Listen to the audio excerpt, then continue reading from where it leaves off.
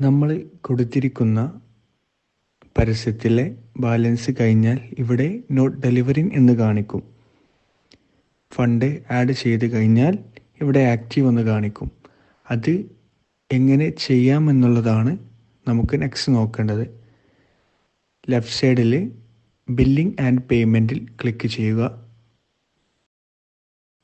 Billing and പേയ്മെൻറ്റിൽ click ചെയ്താൽ right സൈഡിൽ add fund എന്ന് കാണിക്കും. അതിൽ ക്ലിക്ക് ചെയ്യുക. മുകളിൽ എമൗണ്ട് കൊടുത്തതിന് ശേഷം ആഡ് പേയ്മെൻറ്റ് മെത്തേഡ് ചൂസ് ചെയ്യാം.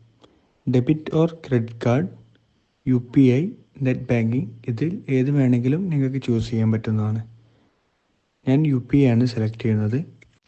ശേഷം മുകളിൽ കാണുന്ന ജനറേറ്റ് QR-ൽ ക്ലിക്ക് ചെയ്യുക. ദെൻ QR കോഡ് വരുന്നതാണ്. അതിൽ സ്കാൻ ചെയ്ത് പേയ്മെൻറ്റ് ചെയ്താൽ ഫണ്ട് ആഡ് ആവുന്നതാണ്.